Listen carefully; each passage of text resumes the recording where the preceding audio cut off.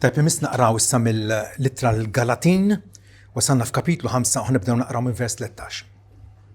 L-Apostolu Pawlu jgħidilna għax intom kontum sejħin għall-libertà l-aħwa. Biss taqilbux il-libertà tagħkom f'okkażjoni għall-laħam jew għall-natura mid-dimba tagħna, imma għaqdu l-xulxin bl-imħabba. Għax il-liġi kollha hija mitmuma f'kelma waħda, f'dal-kmand. Ħobb il-proxmu tiegħek bħalek innifsek. Imma jekk tkomplu tikdmu u tiddevoraw xulxin, għodu attenti li ma tkunux ikkonsmati minn xulxin. Amen. Issa raw taqblux miegħi l-aħwa. Naħseb laqwa ħobs Malti joħroġ minn ħall ormi. Minnu ormis issa mhux joqgħod jintefaħ, imma huwa fatt li għandna ħobs tajjeb, furnara dedikati illi lejlu nar anke bil-lejl jaħdmu biex jipprovdulna il-ħobs. Il-vokazzjoni tal-furnar hija li jatina l-ħobs fuq il-mejda. Jekk dal-furnar fettillu joqgħod imur jowm u jixxabbat il-muntanju jagħmel affarijiet oħra u ma jħammix ħobs, mela mhux furnar. Vera jew le? U x'inhi l-vokazzjoni tal-Kristjan? Il-furnar jaħmel ħobs. U l-Kristjan x'suppost jagħmel? Pawlu hawnhekk jagħtina tweġiba ippuntata ħafna. Il-Kristjan huwa vokat huwa msejjaħ biex igawdi l-libertà tiegħu. Kristu ħalisna, Kristu xandar il-ġublew tal-ħelsien, aħna l-liberati tiegħu, ċorma nies minn kull pajjiż, minn kull ġens, illi qegħdin niffurmaw din il-familja ta' tfal liberati, tfal li jafu lil Alla, tfal li jħobbuh, ħielsa mis-saħta tal-liġi, darba konna taħt is-saħta tal-liġi, il-liġi kienet takkużana u bir-raġun, ma Kristu ħalisna għax dik is-saħta ġarra u fuq innifsu fuq is-salib. U Kristu ħalisna wkoll mill-ħakma tad-dnub. Dawk li jsegwuh ma jibqgħux jipprattikaw id-dnub u d-dnub ma jibqax joġobhom. Anzi jiġġildulu u jiddejqu bih u il-ħajja tal-Kristjan huwa jgawdi din il-libertà jaf illi l-Bibbja tgħid ċaru tont illi d-dnub mhux se jiddomina fuqkom aktar għax m'intomx taħt il-liġi imma taħt il-grazzja. In-nies li daqu u jafu xi tfisser grazzja tal-Alla ma jibqgħux taħt il-madmat tad-dnub, ma jibqgħux iservu lid-dnub għax għandhom mgħallem, għandhom sit wisq aħjar li huwa s-sit Ġesu Kristu. Min ma jixtieqx ikun liberu? In-nies aħna l-bnedmin jekk tagħlaqna ġo ċella jew ġo ħabs, vera? Neħħejt id-dinjità tagħna u neħħejt l-essenza tagħna bħala bnedmin. Irridu nkunu liberi.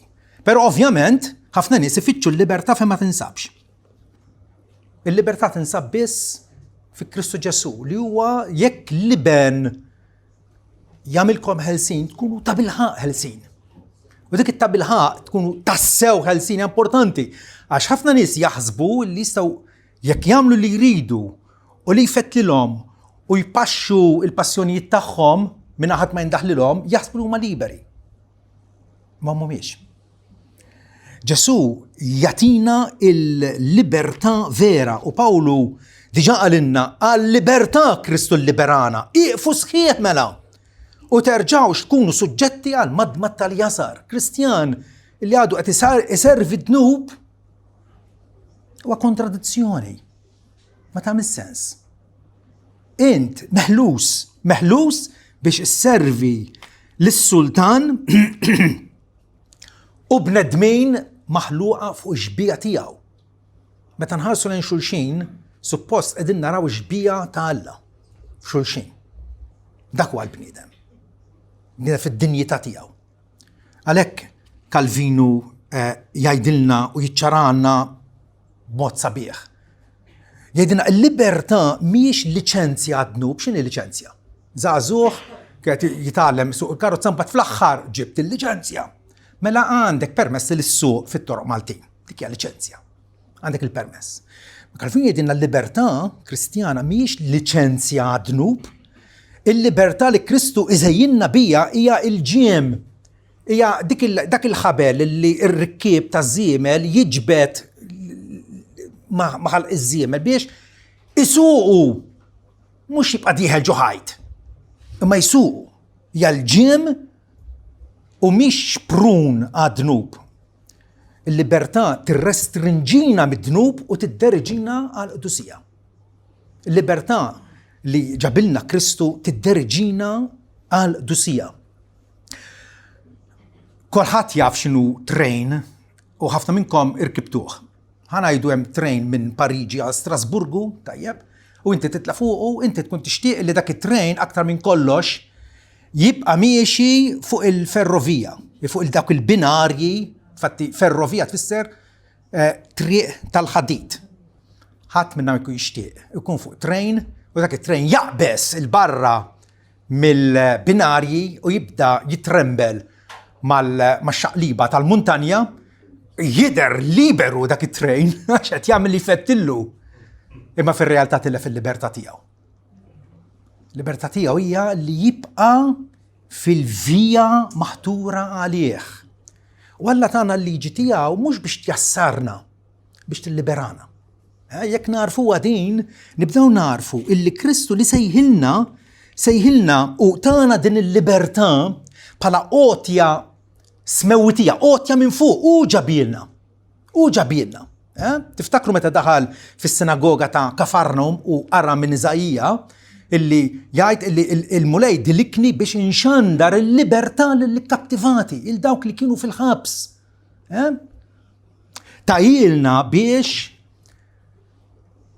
نجلوريفيكاو الله، ومش باش نبشوا ليلنا نفوسنا. لأوا ولبرم كونتنتتسا هي اللي احنا نعيشوا على الجلوريا تاعنا. عليك باولو يدنا في الكولوسين اللي كل حاجة قانونكم اللي تعملوا التكناس السيار السقي تنحسل تستوديا، كل حاجة قانونكم اللي تعملوا. برادر لورنس كي يعيط اليانك وكان يسير في الكتشينا كل حاجة انكي اتنظف تاجن على الجلوريا تاعنا، انكي يجبر تبنى من الارض على الجلوريا تاعنا. شغل كان يسو بحالا عط تقيمة لله. كل حاجة قانونكم اللي تعملوا سو بالكلمة يو بلات عملوا كلش في سم السيد يسوع في الوقت اللي ترنجراتسياو لالا المسير بيرمتسياو. دنيا الفيا، دنيا الموديا اللي علفت لنا الموديا تاع الليبرتا. أنا هبتا اللي نبوزاوا برو، أنا هبتا نبوزاوا. انتم كنتم سيهنا الليبرتا الأخوة، بس تقلبوش الليبرتا تاعكم فوكازيوني على اللحم. ده اللحم شنو؟ اللحم هو الناتورة بدن بطالة، ديك الشحتة، ديك الكلاميتا اللي عنا جوفينا اللي تجبدنا ليه الحزن. حاجة اللي ايدا فينا وريدو نرزستوها، نريدو نلبوها، نريدو نمورتيفيكاها ونقتلوها، نتجلدولا كيف هيدنا أكتر قدام. واللورا ما نستاوش، ما نش برمس اللي نقلبوا الليبرتا تانا في ليبرتيناتش.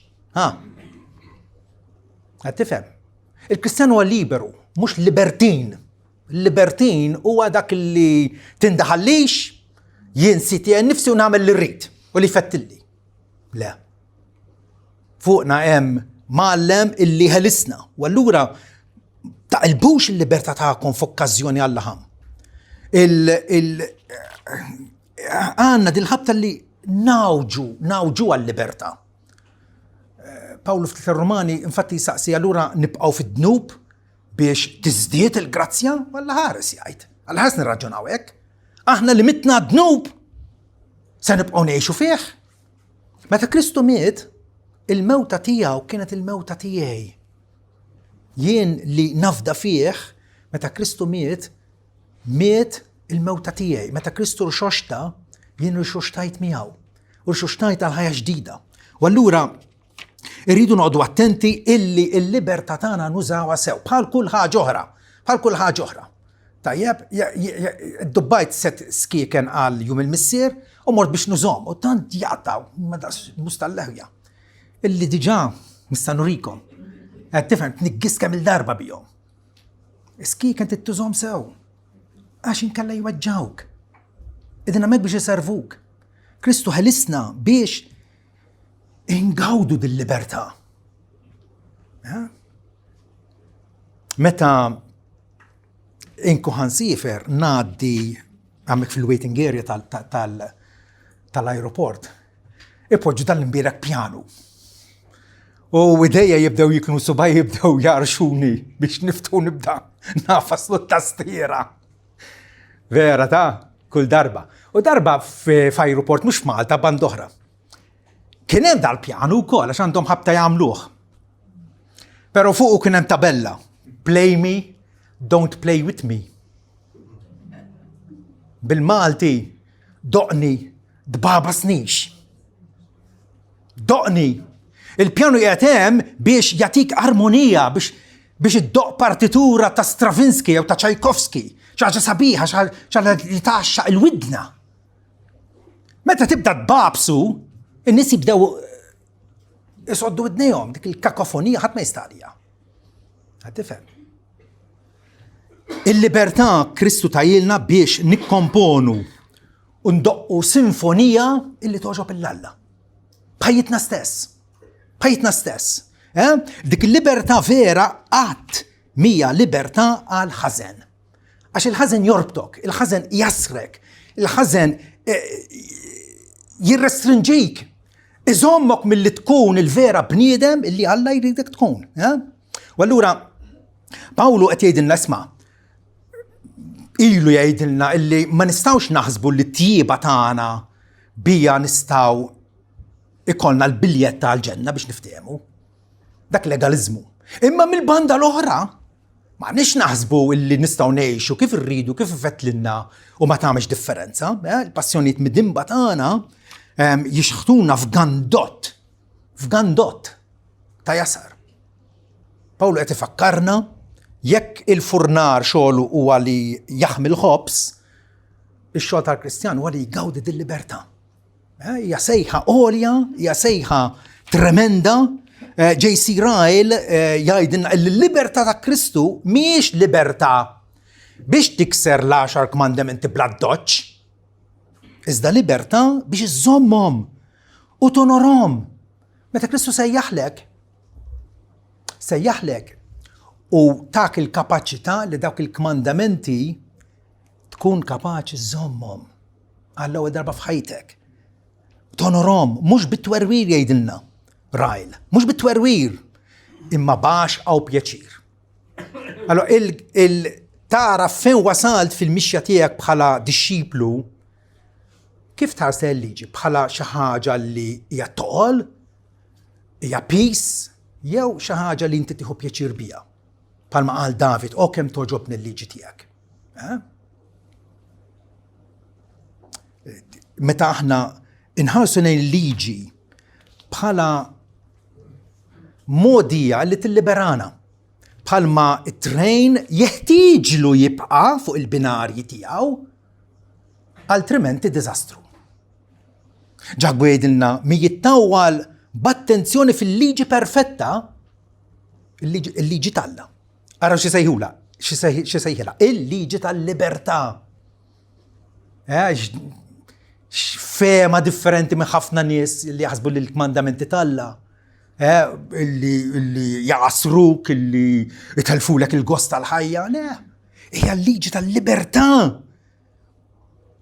Min ħares leha u jkompli fiha bħalma trejn tkompli fil-korsa tagħha minn Pariġi sa Strasburgu tidħol fl-istazzjon u tħalli l-passiġġieri tilqu. Dak huwa x-xogħol tat-trejn. Jkompli fija. Mhux isir semmih li jinsa, imma wieħed li jagħmel ix-xogħol. Dan se jkun imbierek. Femilu. Dan ħajkun f'kelma oħra ferħan. Ferħan. Jekk kapaċi nifhmu illi meta aħna l-Alla nobduh bżelu, nobduh b'sinċerità fil-qalb, ħajjitna se tkun ferħana. Ferħana. In-nies għandhom ħabta jippruvaw jisibu l-kuntentizza u l-ferħ f'post. Kuntentizza u l-ferħ jinsabu falla li ħalaqna. Daqshekk sempliċi. Daqshekk profonda. Kif qed tuża l-libertà? Biex tħobb u sservi Għalhekk Kristu liberak. Ma għadekx bil-ktajjen, issa tista' tqum u sservi l-ħadd ieħor. B'saqajk, idejk, moħħok, għajnejk, widnejk. Biex isservi jew biex iżarma u tissepara. Dak naraw il-familji tagħna pereżempju.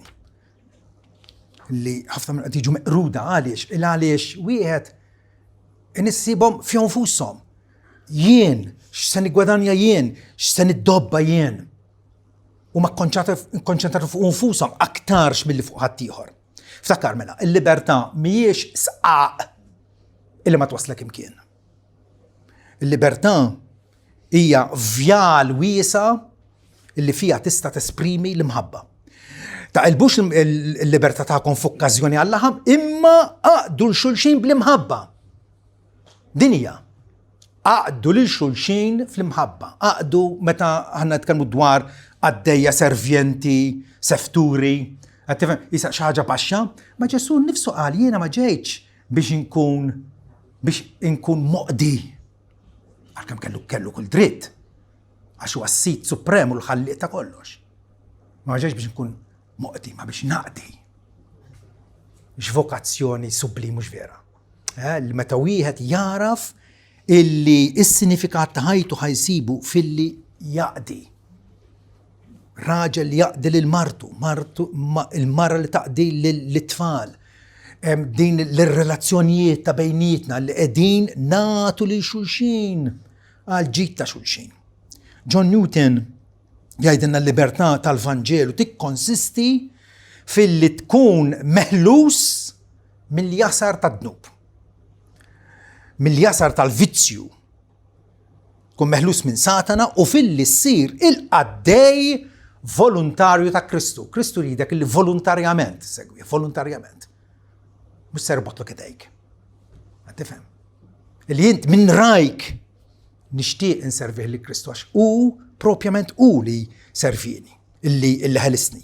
U allura il-libertà kristjana, kif qegħdin ngħidu, issib l-aħjar espressjoni kif se ngawdiha din-libertà bl-imħabba. Bl-imħabba. L-autori jgħidilna illi Kristjan, infatti jiftaħ ktieb famuż tiegħu b'din is-sentenza. Kristjanu mill-aktar ħieles, suġġett għal ħadd, Kristjan huwa servjent b'dover lejn kulħadd u suġġett lejn kulħadd. Kristjan huwa ħieles, imma volontarjament jażel illi b'dak il-ħelsin tiegħu iservi l-ħadd ieħor. Iservi l-ħadd ieħor. Sa ħanamlu ċara. Fejn Pawlu jgħid li l-liġi kollha hija mitmuma f'ħaġa waħda f'dal-kmand tħobb il-proxmu tiegħek bħalek innifsek. X'liġi qed jirreferi għal Pawlu hawnhekk? Il-liġi morali illi fit-Testament il-qadim hija ripetuta kemm il-darba u jekk forsi ltqajtu ma' xi ħadd jgħidulkom imma l-10 komandamenti mhux għallum. Tajdlu jaqgħu ħriġ mill-manikomju inti.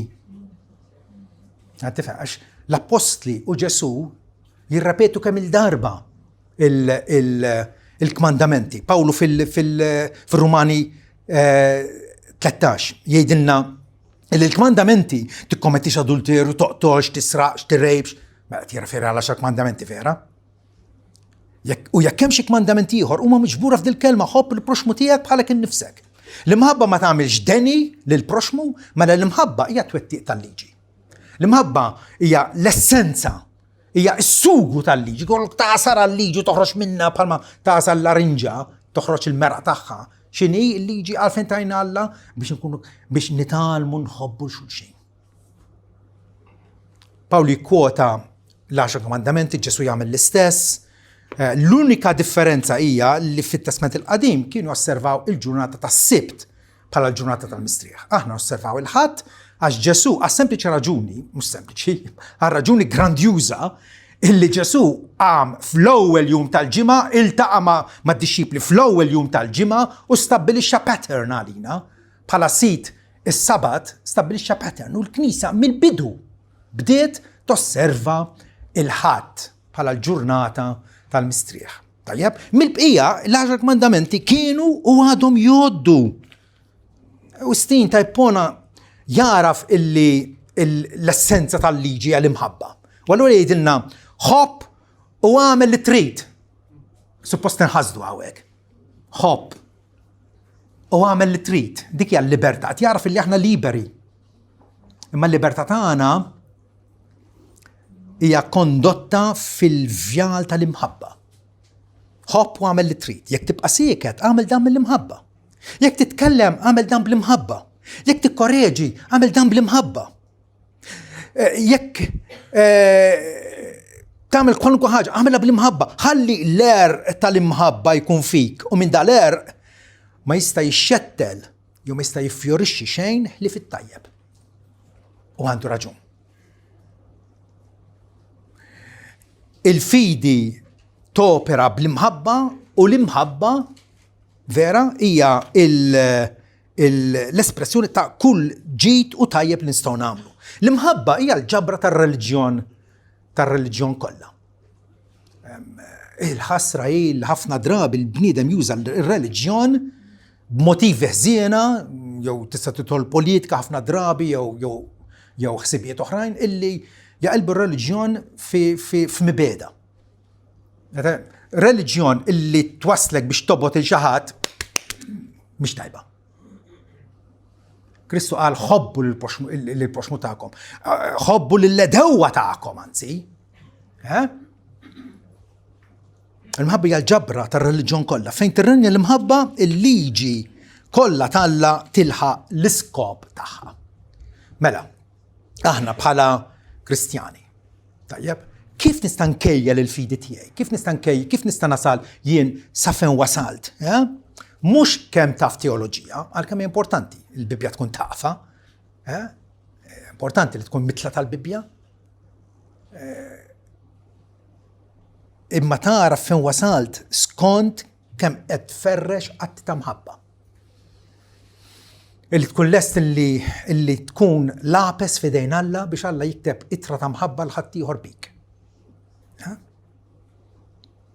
Pawlu diġà qalilna l-fidi topera bl-imħabba, mhux bid-diskors, mhux bil-xewqat sbieħ, imma bl-imħabba, atti konkreti li dak li jkun qed tgħinu, qed tinkoraġġih, qed tiħspalla. Imma għarra kif jikkonkludi, imma jekk tkomplu tikdmu u tiddevoraw il-xulxin, uqgħodu attenti li ma tkunux ikkonsmati minn xulxin. Ara x'jista' jiġri anke f'kongregazzjoni Kristjana illi titħarbat għax ma tarafx il-libertà tagħha. Li aħna liberi biex inħobbu, nispiċċaw, nikdmu u nibbilgħu il-xulxin. U hija għajb, hija mistħija meta tara kongregazzjonijiet li mifrudin bil-biki, bir-rivalità bejniethom. Le, dik mhix is-sejħa tagħna. Dan il-periklu hemmhekk qiegħed irridu nassu kontra kull diviżjoni, tilwim minn fejn jiġi mill-egoiżmu tagħna. Għax titgħaddi tiegħi. Qed tifhem. Għax il-modja tiegħi hija l-aħjar. Dak it-tip ta' ħsieb li ma jwassal imkien. Aktarx juri għal ta' gburija, aktarx mill ta' umiltà. Ġak bejdin għalfejn jeżistu il-ġelożija jew lejra u għax fejn jeżistu l-ġelożija u l-ambizzjoni egoistika hemm issib it-taħwit. It-taħwit. Jekk qed tgħix familja fejn hemm il-ġlied u t-tilwim, ġak qed jgħidlek hemm l-ambizzjoni egoistika. Kulħadd qed jiġbed għall-interessi tiegħu. Mhix dik is-sejħa tagħna. Is-sejħa tagħna hija li ngawdu l-libertà. Il-dissens, in-nuqqas ta' qbil bejnietna jeqret l-unità. U l-unità hija sabiħa. Alla jberika l-għaqda bejn l-aħwa fil-familji tagħna, iberika. Matthew Henry li ħallilna kummentarju twil ħafna tal-iskrittura kollha. Jgħidilna li x-xitan jeqret lill-bnedmin billi keskishom kontra xulxin. Għalfejn il-gwerer, għalfejn għaddejn gwerer u ġlied bejn nazzjonijiet. Ix-xitan jeqret il-bnedmin għax ikkaskishom kontra xulxin. Jekk ma jistax iżommhom milli jikdmu l-verità, ħajjarhom jikdmu l-xulxin. kemm faċilment nistgħu naqgħu fin-nassa tal-jasar tiegħu meta aħna msejħin biex ingawdu l-libertà. Spurgeon jgħidilna li l-insara huma msejħa bħala naċ, mhux klieb, bħala ħamiem, mhux bħala avultuni. Avultun huwa dak it-tajra salvaġġa li tiekol il-laħam mejjed. Tifhem, tibla biss. Iżda jħassra ħafna jaħtfu u jibelaw il-xulxin, tant li l-Knisja tisfa' imtertqa biġliet intern. Nirringrazzaw l-Alla li ħamħanix hekk. U naħseb hija barka tremenda għalina l-koll li nsibu fostna ambjent ta' akkoljenza li kapaċi naċċettaw il-xulxin. Forsi ma narawx għajn ma f'kollox imma li wieħed jilqa l-xulxin b'sinċerità u bimħabba dik hija knisja attraenti. Knisja li tiġbed nies oħra. U allura rridu nitalmu għad aktar mill-lum biex nappoġġjaw u nejnu lil xulxin. Mhux bil-pjanijiet egoistiċi tagħna. Ovvjament ma nistgħux ngħidu l wasalna imma ninsabu fit-triq. Fit-triq tal-libertà. Ġiel infallu bħal l-aqwa qaddisin fuq l-art.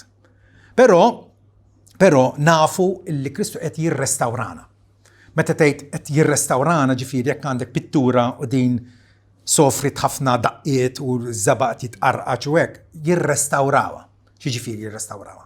Jerġgħu isewwuha u jraqquha u imissuha biex terġa' tiġi għal kwalità oriġinali tagħha. Kristu qed jirrestawrana. Ġifieri aħna għadna xogħol għaddej, tajjeb. U naħseb jiena dak fostna li ma jgħoddux nfushom bħala Kristjani jridu jifhmuha din. Illi meta iħarsu lejn Knisja ta' Kristu hija xogħol għadu għaddej. U aħna din nammettuha liberament ma wasalniex. Imma ninsabu fit-triq tal-libertà u dik li ta' bilħaq tagħmilna grati u tagħmilna ferħana. Illi fil-waqt illi nitkellmu dwar l-imħabba u nistudjaw u nkantaw dwar l-imħabba u nixtiequ illi nkunu maħbubin u li nħobbu, tajjeb. Però ħafna drabi il-relazzjonijiet tagħna kapaċi jkunu ittakkjati bl-egoizmu, jew blejre, jew bil-gburija, jew bil-rabja. Ikun hemm konflitti wkoll fil-familji tagħna. Mhux ħanqogħdu nħibbew wara subajna. Saqajna u ma tat-tafal. Tifhem? Imma din hija l-ħaġa li tatina tama. Kristu qed jirrestawrana. Kristu għat tabib tagħna li hija tifejjaqna. Ninsabu f'kors, għalhekk aħna nsejħu li nfusna dixxipli. Għad-dixxiplu huwa student li qed jitgħallem. Qed tifhem? Mhux ħajqgħod jippretendi li ġa gradwat, le. Jekk qed jitgħallem il-Franċiż, għadu qed jitgħallem il-verbi kif jikkonjugom, l-aġġettivi kif jiġu, qed tifhem, imma il-soġġentiv għadu ma jafux u ħafna vokabularju għadu ma jafux, ma tiġi biex jitkellem id-daj temtem, għax għadu qed jitgħallmu s-suġġett. U aħna narfu illi bħala Kristjani Alla qabbadna di triq tal-libertà, imma ma nistgħux ngħiduha illi qegħdin ngawdu sal-massimu din il-libertà nixtiequ. U allura meta Pawlu hawnhekk jgħidilna li jekk ħadd tkomplu tikdmu tiddevoraw il-xulxin, tifhem, meta nħallu il-ħajja antika tagħna l-laħam Pawlu jsejjaħlu dik il-ġibda fina l-ħażen. Meta ħalluha teleb. Din mhix problema biss tal-knejjes fil-Galazja ta' dakinhar, mija diskrizzjoni tal-qalb umana. Kollha kemm aħna għandna din il-kalamita għad-dnub u għal-ħażen li żommna l-bot mill-grazzja t'Alla. Il-problema hija li d-dinja aħna nagħmluha u nisimgħu fuq il-medja u sejrin, id-dinja x'tippromuovi autoespressjoni u autosodisfazzjon. Jekk inti trid titgawd il-libertà tgħidilna mela għajt u esprimi lek innifsek u fittax li tkun sodisfatt. Kważi anke jekk taffeċ fuq l-irjus ta' ħaddieħor, basta tkun sodisfatt inti. U din il-moda ovvjament ma ġġib xejn li firda sens ta' vojt fik innifsek u tkissir. Meta nitmexxew mill-xewqat ħażina tagħna nużaw il-libertà mhux biex naqdu xulxin. Imma nibdew nużaw biex naqdu lilna nfusna. U kollox allura jiġi jisek għandek piramida li btarasa l-isfel. Mhix ħażhom. Piramida maqluba rasa impossibbli żżomm. Meta taqleb kollox, il-libertà hija mogħtija biex isservi lil ħaddieħor. Mhux biex tippretendi li ħaddieħor iservi lilek. Walla din il-problema, din il-tip ta' mentalità li naħsbu li jekk jiena nagħmel li rritu li fettilli ħanasal u ħankun kuntent. Mhix biss problema fis-soċjetà, il-problema hija fik innifsek. Aħna naħabta, nippuntaw subajna u infarfu l-ħtija fuq ħaddieħor. Is-soċjetà u l-gvern u l-knisja u faċilment insibu il-culprit minnu ħati. Imma rrid tkun tagħmlu daqsxejn eżerċizzju tqil dal-għodu u tifhmu illi dil-problema hija int.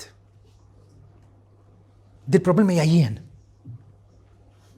Altrimenti laqqas biss nitħajru illi nirrikorru għand Kristu, illi narfuh bħala l-vera ħellies tagħna. U l-Evanġelju li ġabilna Kristu propjament jindirizza din il-problema radikali. Kristu jitratta il-problema tagħna mill-qiegħ, mhux superfiċjali. Jaf li meħudin bil-kanser. Kanser ma sax tagħmillu faxxa jew garza u tiflit jagħlu ftit minn barra u taħseb li ħaddilek. Hija problema ħafna iżgħet serja minn hekk. Trid kirurġija mill-qiegħ, mill-qalb. U Ġesu vera għallem u wera l-imħabba, infatti jgħid li imħabba akbar minn din. Ħadd m'għandu li wieħed jagħti ħajtu għal ħbiebu. Ja mħabba kbira l-Ġesu ta' ħajtu għan-naċ tiegħu. Mhux biss għalinna li jħobbna imma urena li jħobbna. U min jeddu allura ħal kastik li kien jistħoqilna aħna biex insiru rikonċiljati malla. Kristu il-problema abada bħal meta ngħidu bil-Malti taqbad il-barri minn qrunu, mhux minn dembu, minn qrunu. Attakka l-problema direttament, hija l-problema tad-dnub, tal-egoizmu, tal-idolatrija fina. Kristu beda biex irrikonċiljana malla. U allura il-libertà vera mhijiex il-libertà illi namlu dak kollu li rridu. Hija l-libertà li nsiru dak li Alla ħalaqna biex nkunu. Alla ħalaqna biex nkunu nies illi nirriflettuh. Illi nuru imħabtu fina. Naġġanajt għal dawk il-fostna illi oġobhom jinaqdu magħna u merħba bikom. Nixtieq ngħidilkom illi ma tistax bis-sempliċi rieda tiegħek tajt jiena rrid insir persuna li nħobb. Ħanibda billi nħobb aktar il-marti, aktar lill-ħbib tiegħi. M'intix kapaċi tagħmilha. Meta wieħed għandu idejh marbutin bil-ktajjen, ma jistax jixxabbat ma sal-lum. Ma jistax javvanza. Xi ħadd irid jilliberaħ biex imbagħad jgħix dik il-ħajja tal-libertà. L-ewwel irridu nkunu fil-għaqda mas-Salvatur. Jiġifieri l-ewwel irridu immorru għandu, tgħidli kif immorru għandu? Bil-fidi. Illi inti titgħallem tafdaħ. Illi inti tajdu mulej ħajti hija diżastru. U nara fil-li għalkemm provajt fallimenti bissem. Hu int il-kontroll ta' ħajti. Ħajoġbok taħfir l-ħtijiet kollha. Ħabbibni lura ma' Alla l-ħalliq tiegħi. وهمك تكون بداية الطريق tal-libertà permezz tal-fidi fih. Il-fiduċja tagħna ma tistax tkun fina nfusna, fih. U allura bih Alla jaħfrinna dnubietna, ibiddel qalbna, u din hija l-vera kwistjoni kollha.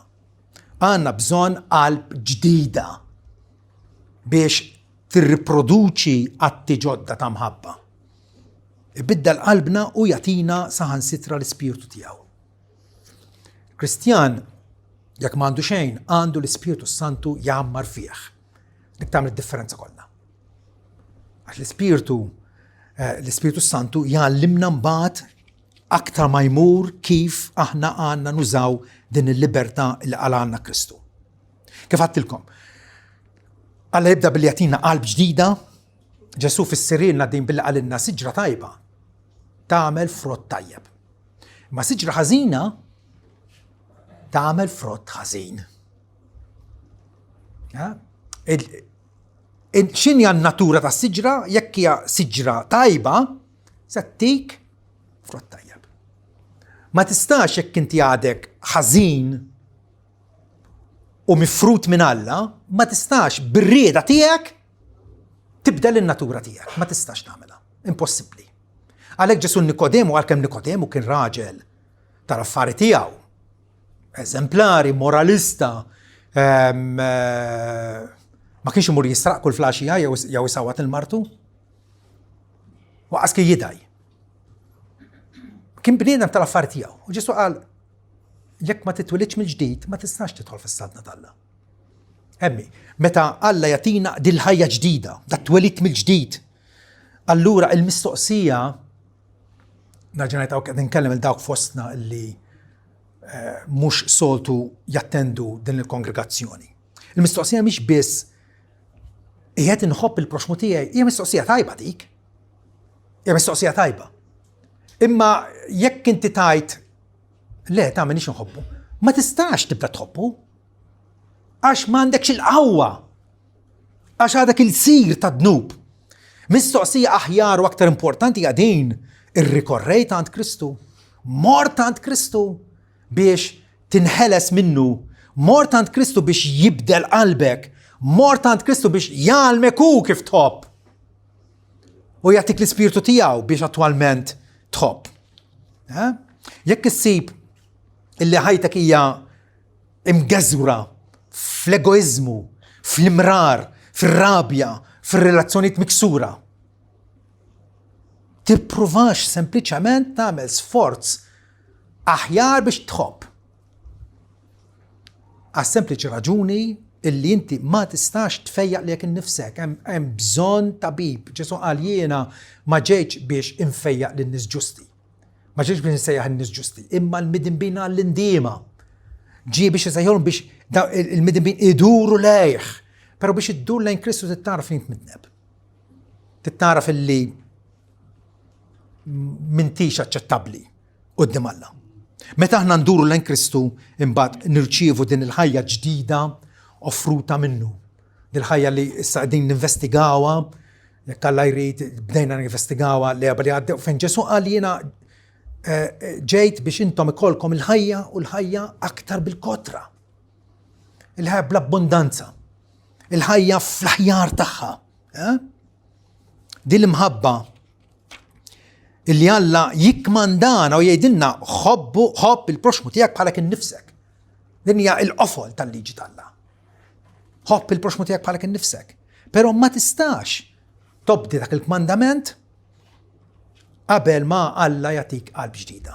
Qabel ma inti taraf illi ibnu Ġesu niżel mis-smawiet apposta.